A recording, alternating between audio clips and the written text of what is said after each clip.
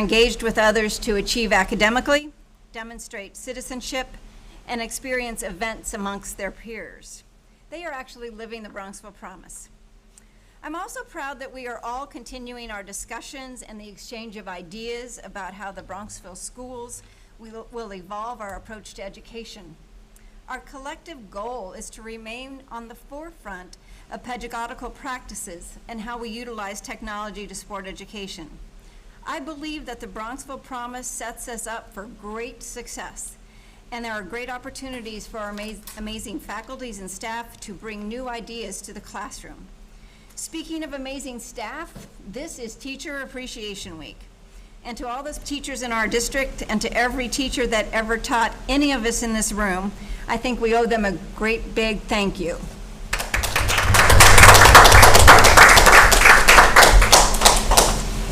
One of the 4 tenets of the Bronxville Promise is to be an engaged citizen. Tonight we have 2 amazing demonstrations of our students and our staff living that Bronxville Promise. This is a big shout out to Joe Haven and the football and boys lacrosse teams that enthusiastically gave up one of their evenings to contribute their time and dare say their muscles to a local charity that was in need of some human power. I think this is a great example of how the Bronxville Promise works in the lives of our students as engaged citizens. And Roy has a great example from a staff perspective. Yeah, so thanks, Arlene. So some of you probably read the article in the paper about Jim Magnello taking his own time and buying his own ticket to go over to Poland to help the Ukrainian refugees. Most of us didn't know, at least I didn't know it. I'm not sure how many knew about it. And when I was speaking with him, it was like kind of a last-minute decision that he made. He was trying to figure out a way to help, which is kind of Jim's thing. He does go out and help people quite a bit. He took it upon himself just to go. He rented a van. He brought over 2 70-pound duffel bags of T-shirts and things. And I said, how'd you know where you're going? He goes, I kind of Google mapped it and figured out where I was going. And the other interesting thing in talking to him was, he said, one thing I learned about being in different countries, if you wear a vest and put decals on your cars, you can get through just about any checkpoint. So he had, one of the crossing guard vests on, and he was able to get to one of the refugee camps and bought, I know he went out one night and bought about 300 blankets for the people. Amazing. And such. So it's really living the Bronxville Promise as we would hope all of us and all our kids would. So quite a story. Yeah, it's a beautiful story. Thank you for sharing. You should frame that crossing guard vest and put it someplace. Yeah. I mean, really, it should be shrunk. I don't know, Chief Satriali may say it's unauthorized use of a crossing guard vest or something, but... It is. It really is a testament, though, to, to the promise, to Yeah. Jim, to the school, and it just, when you told me originally, I was like, wow. Yeah. I was humbled. I thought I'd give you a quick update on the superintendent search. The application window has ended. We received 35 applications, which is actually a solid number, given the unusual timing of our search. We will review all the applications at our executive session meeting on May 18th with the goal of selecting a panel of semifinalists. We are set to conduct those face-to-face interviews over the weekend of May 21st.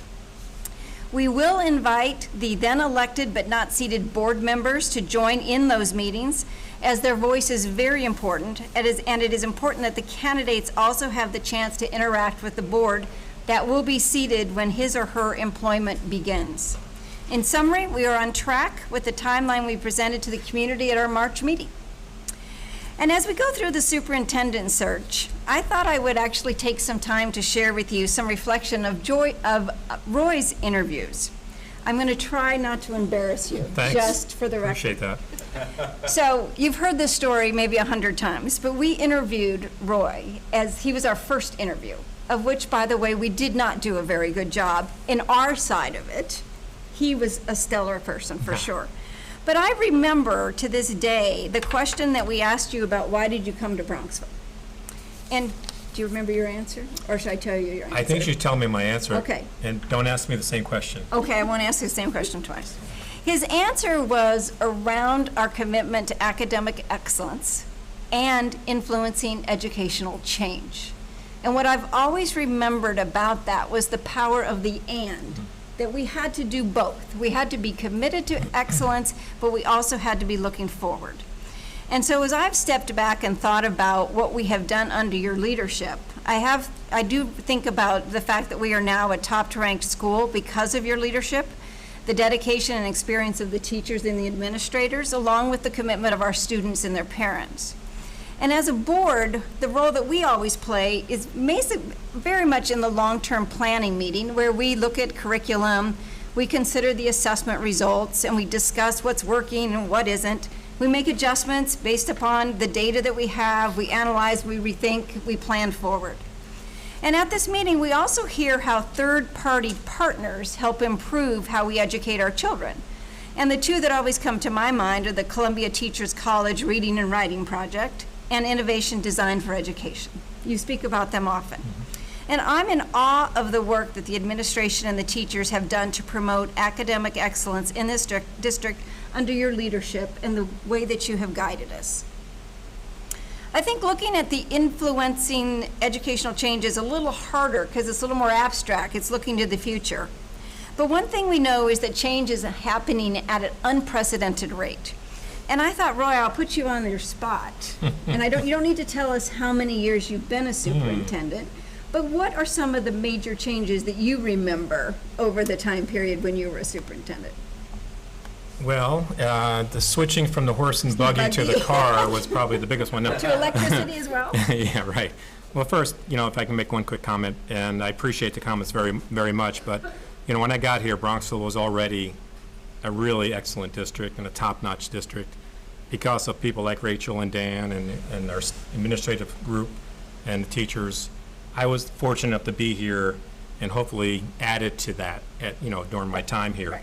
But it was already, a great place. And that's what attracted yeah, absolutely. you It was to that. us, Yeah. was the foundation that we started. That's right. And to your other point, it was about not only that part of it, but being known as a progressive district, led to the attractiveness of a Bronxville. Right.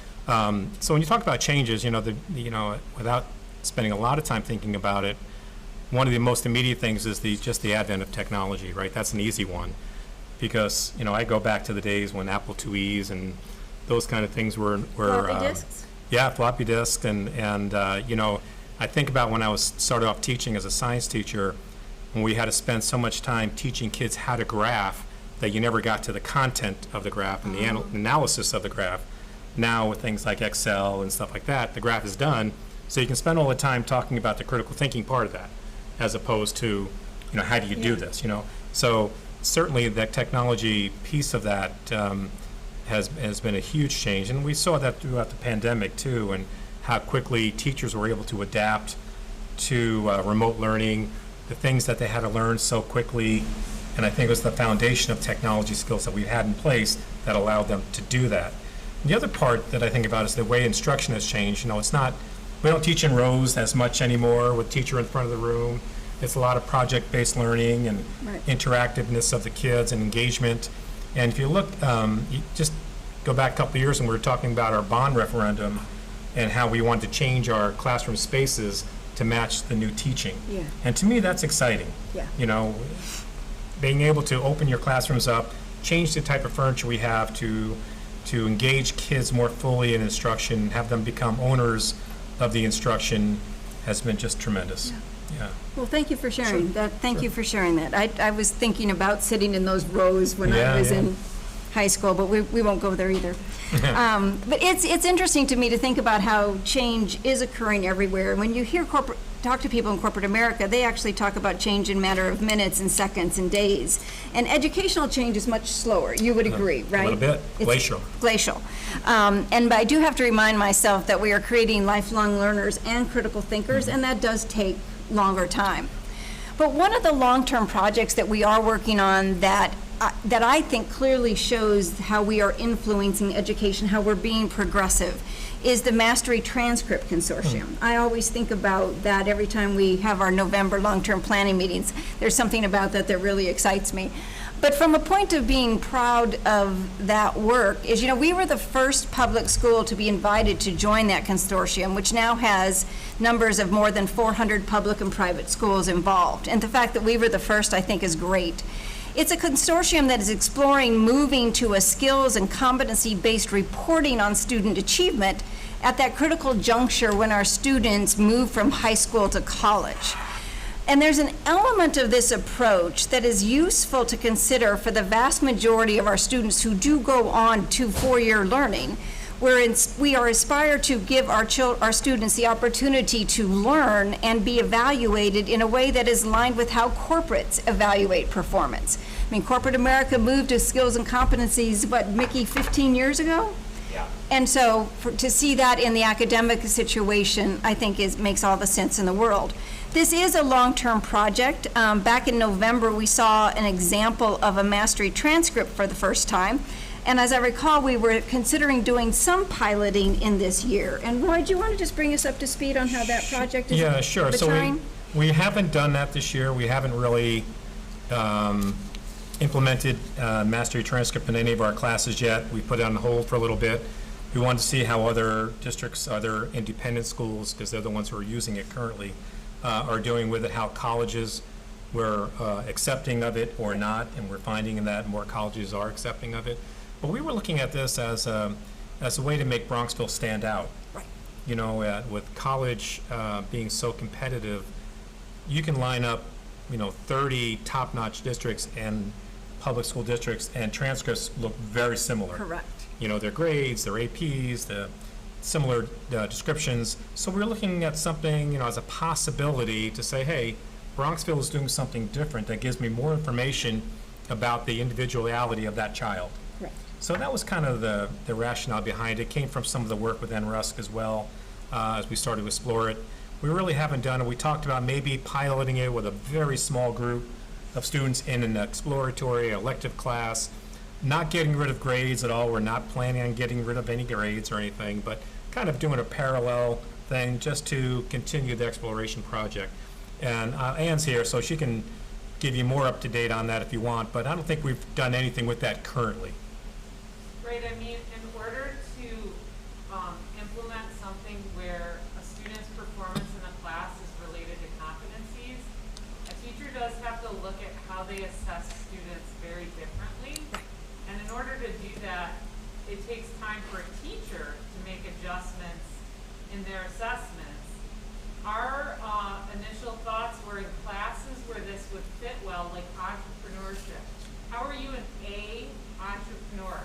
What does that mean? But maybe we're measuring competencies of entrepreneurship, and students can achieve those competencies, and that would be an elective where it would fit nicely with the actual subject matter.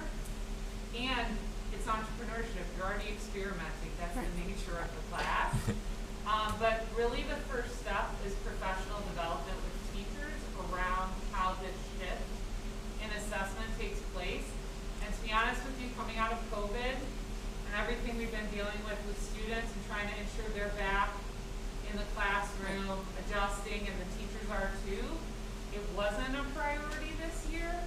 I think we're now getting the opportunity to take a step back and look at some of those priorities again and think about when might it make sense for, I would say, like 3 teachers maybe to get some professional development around it, and possibly look at 2 to 3 electives, primarily maybe even focused in second semester senior year when students have already completed the college process. So of course, like WISE, where they're going out on an internship.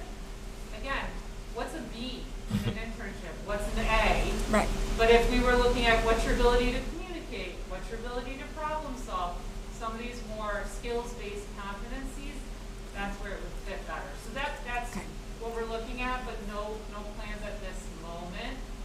But that's the direction we're going in. Great, thanks to both Yeah, of you. That's thanks, really Ann. helpful. And what I'm also hearing and Jack, thinking, Jack. oh, sorry, Jack. I was just gonna say, Sorry. Not a problem. Thank you, I didn't see him.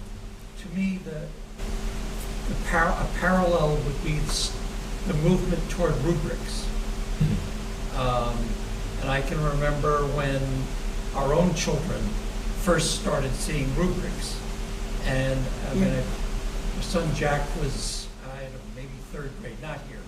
And all of a sudden the teacher started using rubrics. And for him to be able to see that this was a 1, this was a 2, this was a 3, this was a 4. And what kind of writing he had to produce in order to get a 4 or a 5 was clearly laid out. Right. But what reminded me was when Ann was talking, what does it mean? I mean, certainly when I went to school, and my kids started, you got a 75 on or an 85 on a paper, and a lot of red marks in the margins. But you never really had a very good idea of what the difference was between an 80 and a 90. Right, right, And it is the same direction that the PISA has gone in. right. If Correct. you look on the PISA scores, there are very clear rubrics about the difference between a 1 all the way up to a 6. And the capacity to explain it first to students and then to colleges provides people with more information than a grade. Right.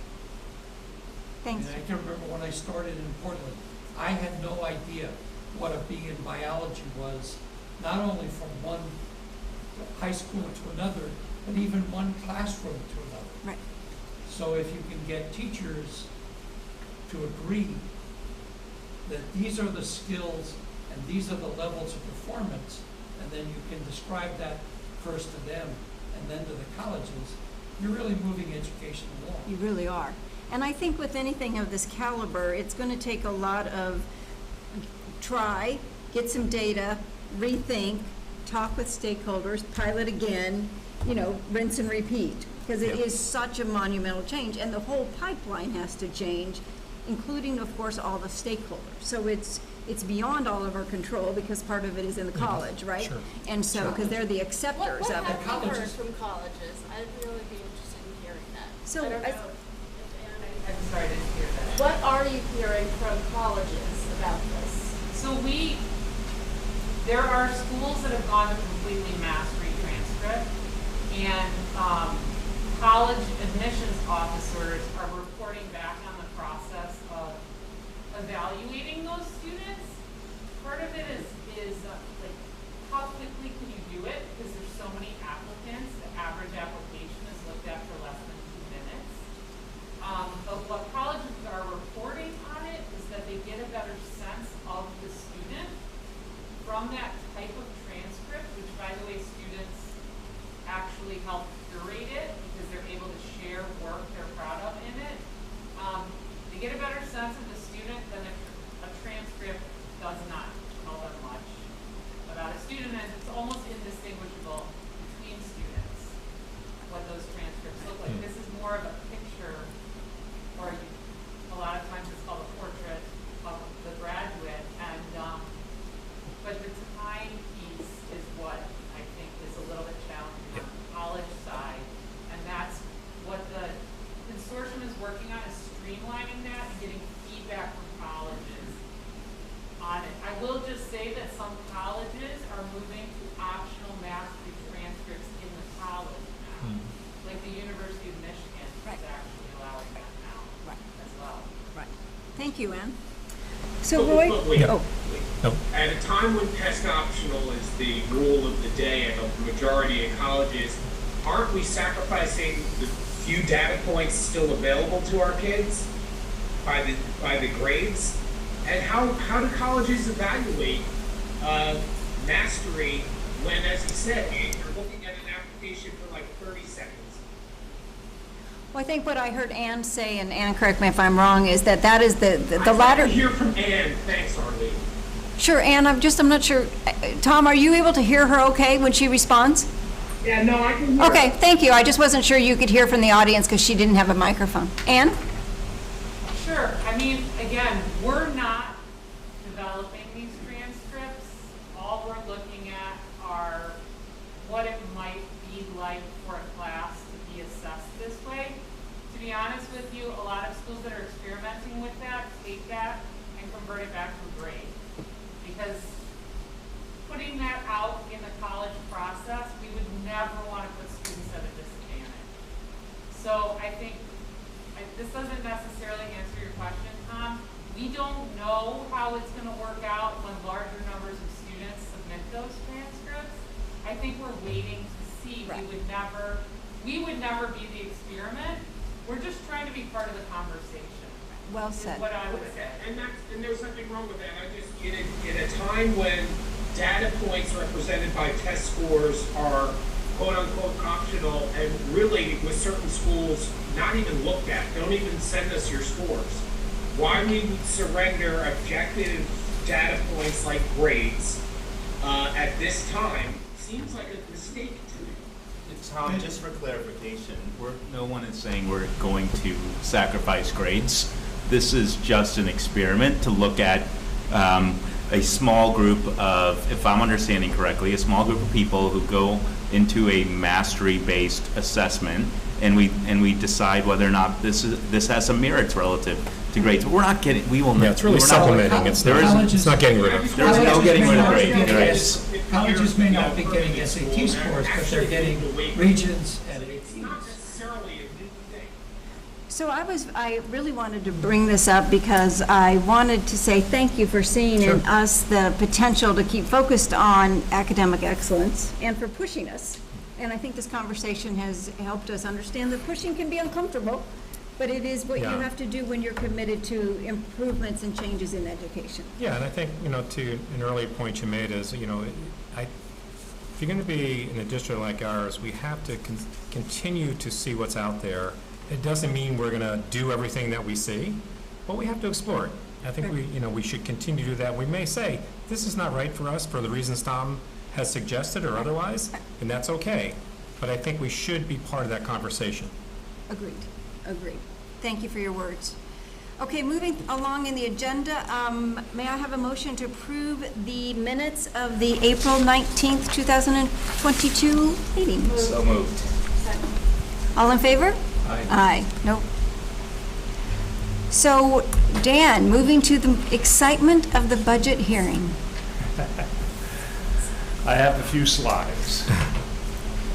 The board adopted the budget that we're going to present here for a public hearing back in March. And get to the first slide.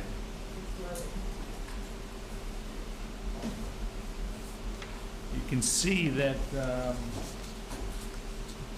next slide, Connie, please.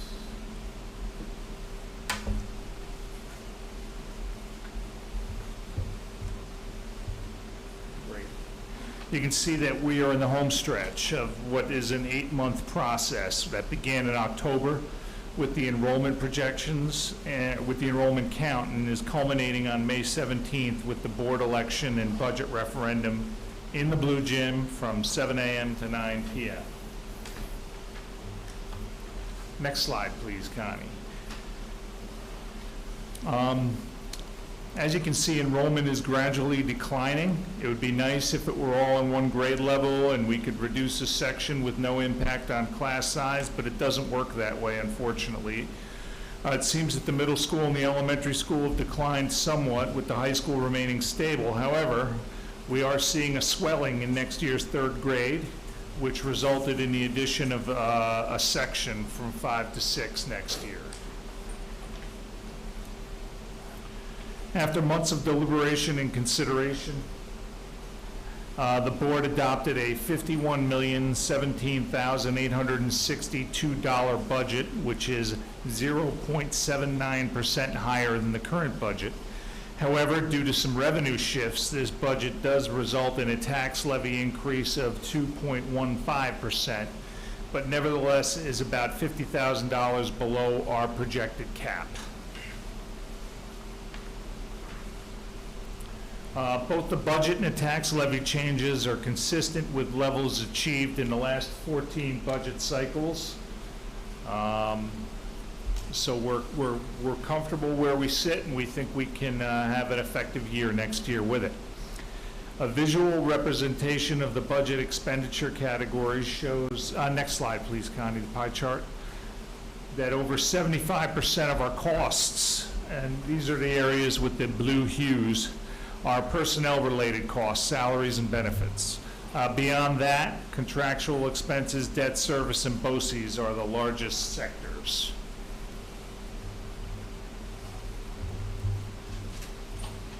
The largest changes in the budget are in negotiated salary increases and corresponding benefits for all bargaining units, which makes a lot of sense considering that's 75% of our budget. Also, special education outplacement tuition. And while our planned contractual expenses are reduced primarily as a result of reducing our allocation for tax certiorari settlements to reflect recent levels, most of the rest of the budget is pretty static, which, you know, we're going to lose a little flexibility to inflation, but, you know, I think that's something we'll have to address in next year's budget. As for revenues, we're bringing back down our fund balance appropriation to offset the tax levy to $500,000 where it had been for most recent years, and we are also making an adjustment in our special education tuition line to align with current enrollment of added district students. These two adjustments are actually responsible for over 1.5% of the 2.15% increase in the tax levy. So it's the majority of the increase. Speaking of the tax levy, our adopted budget put before the voters this May 17th is a little over $51 million, and we expect to raise almost $5 million in revenue from other sources, including state aid, tuition, etc. We're then allocating an additional $500,000, which we expect in the current year surplus to further offset the tax levy, leading to the $45.5 million figure. Again, that is a 2.15% increase in the levy over the prior year, and we are comfortably under the cap. Next slide, please, Connie. In calculating the impact on a homeowner or a taxpayer, we look at our proposed levy and divide that by the preliminary assessment roll, which is actually the final assessment roll now, which is $3.2 billion, to get a tax rate of about $14.09 per thousand of assessed value. I'm not sure why they express it that way when they could just say it's about 1.41%, but that's the way they do it. They do it per thousand. The change in the rate from 21-22 is actually a reduction of 1.22%. And based on the 22-23 preliminary rate, a homeowner whose property is assessed at $2 million in 2021 is paying $28,529 in school taxes, while a homeowner whose property is assessed at $2 million in 2022 will pay $28,182 in school taxes. I would advise all resident homeowners to check on your individual assessment and see if it changed, because that would obviously be a factor as well. Next slide, please, Connie. For a historical perspective on the tax rate, you can see that the rate is within the historic range over the last decade of between 1.3 and 1.4% of assessed value. It's not the highest, it's not the lowest. And again, the referendum and board election is on Tuesday, May 17th, from 7 a.m. to 9 p.m. in the Blue Gym by the Meadow Avenue entrance. We will have parking spaces blocked off with free parking. And feel free to just come and vote in the Blue Gym. We encourage all residents of the village to come out and vote. Thank you, Dan. Another year is behind you. Wow. Not yet. Not yet. That's right. You got to get to the vote. We don't count chickens in Okay. Bronxville. So we voted on this at our last meeting, so this is the opportunity for us to hear any comments from the public, and we'll open the floor at this time.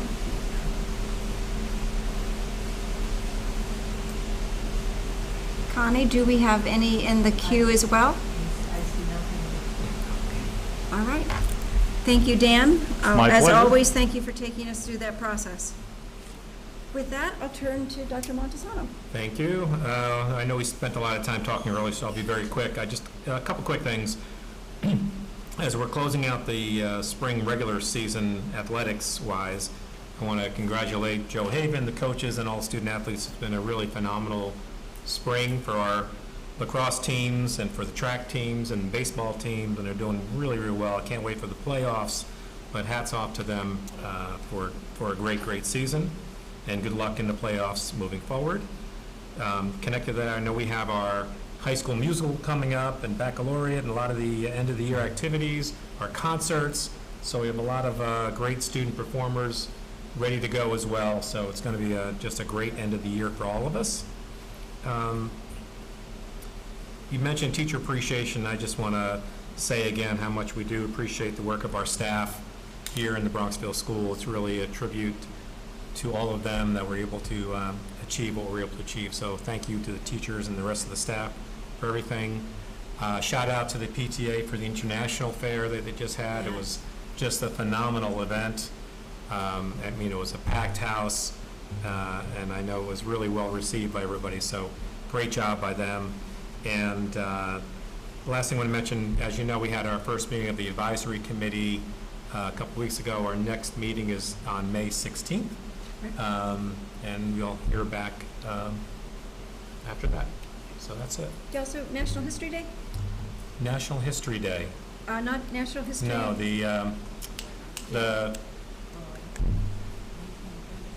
no, it's May 16th. Rachel knows what I'm talking about. Yes, I think we have students Oh, who the state, we're are going to the heading- States. Yes. Yes. Which is great. I think they're heading to nationals. Nationals. Yeah. Yeah. One first in the state. We're- Yeah. Right, worst in the States, we're going to nationals. Yeah, Yes, that thank was you. great. Yes, good news. Okay. A lot of good things happening. Yeah, a lot, feels like. Thank you. You're welcome. Rachel? Yes. Good evening, everybody. I have just a few personnel agenda items before you this evening. The first, as we have been discussing in executive session, the district and the administrative unit has engaged in negotiations. Their contract expires June 30th. And the negotiations were productive and fair, and you have before you this evening a memorandum of agreement for a contract with our administrators for the next 4 years. In addition, you have a leave request before you, as well as a few resignations that I want to just speak very briefly about, although we'll have ample time to celebrate these people over the next 6 weeks or so. Brian Crowley has been a teacher assistant in one of our special classes, and this is actually his third career, and we have really benefited from his expertise, specifically in math, as well as his very strong relationships with the students in that class. So he will be sorely missed. We also have the resignation for the purpose of retirement of Julie Denise, who has been an office assistant in the special education office as well, and she splits her time. She's also helpful in middle school guidance.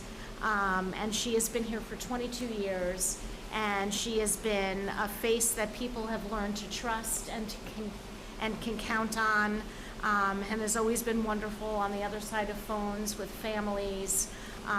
So we're going to work hard to find someone who can match her kindness and care. And then our physical therapist, Lisa Schwartz, is retiring after 10 years. And we only have, given the size of our district, we only have one physical therapist for the whole district. And she has really shown a range of expertise given the functioning levels and the grade and developmental levels of the students she's worked with. So we thank her also for her 10 years of service. In addition, you have a few minor changes to our special other stipend list, as well as our co-curricular advisor list, to make sure we're rounding out everyone we need for the upcoming middle school play. Thank you. Do I have a motion? A through J, please. Through J? Any further discussion about what Rachel presented? All in favor say aye. Aye. Any opposed? Motion carries. Thank you. Back to you, Dan.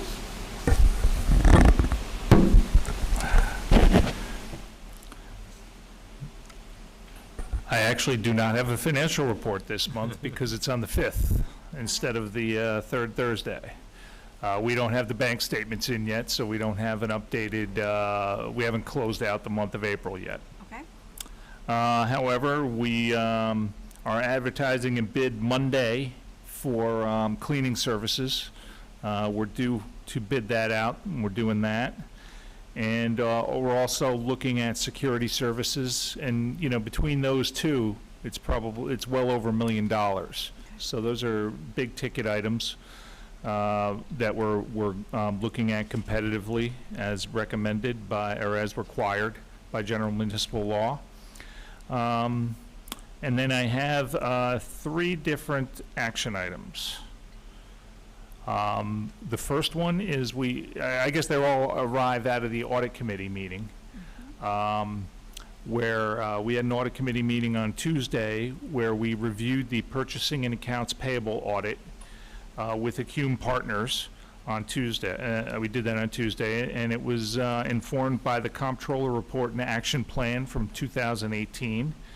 There were no findings, and the board needs to accept that audit as required by the law as well.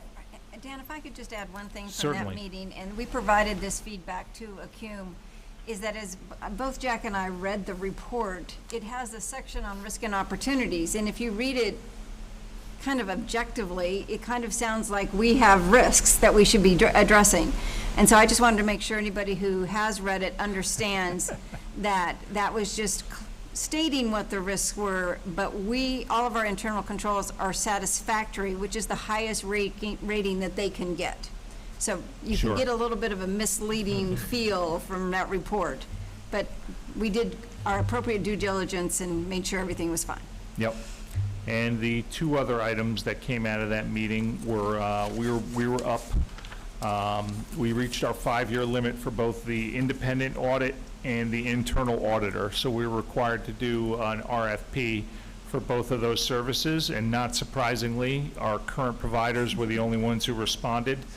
That industry is seeing a shortage of employees, Right. so there's not a lot of growth, or firms out there aren't looking for a lot of growth. So we were happy to at least get our 2 firms that are already in back submitting competitive proposals, which we think were very competitive for the industry. And we recommend that we accept both of those. And the way this works is we appoint them for 1 year, and if we like them, we reappoint them every year at the reorg meeting. And if we don't like them, it's cancelable each year. But if we like them, we can keep them for another 5 years before we have to do an RFP again. And we did look pretty closely at the fees, and given Sure. what is going on in that industry and the shortage of staff, we thought especially the increases that were happening between last year and this year were appropriate, and then they were doing their best to hold them constant going forward. So the recommendation from the audit committee was that both the internal and the external auditors be reappointed. Yep. Okay, any questions, comments? Okay, with that, Connie, can we do all 3 at the same time, or do they have to be? Audit resolution by itself, Okay, for the external auditor? accepting, yeah. Okay, so can I have a motion to accept the Bonadino Group of da-da-da-da as is written out in the agenda for the amounts that are written out? No. Oh, I'm sorry. We're going to start with the purchasing accounts payable. Oh, you want to do audit. the purchasing first? Okay. So moved? Any questions, comments? Okay, all in favor? Aye. And then we have financial action items A and B. Okay, can we do those together? Got it. So we'll do, thank you. Second?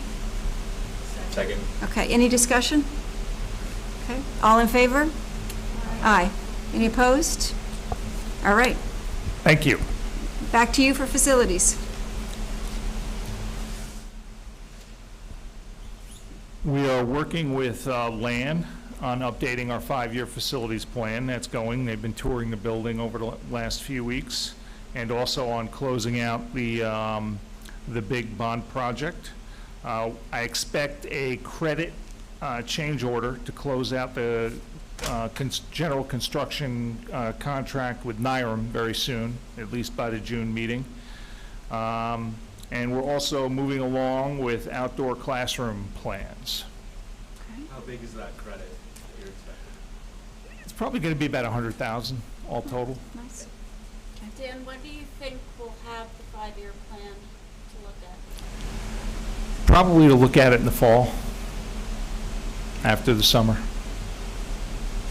Remember, what we send to the state is not what we do. So you have to throw everything you can into it because the state looks reluctant. It's not very good at allowing you Yeah. to do things that aren't in there. Yeah. So you include in your 5-year plan anything that you might conceivably do. Thank you. And There's a big difference between your own real 5-year plan and what you submit to the state.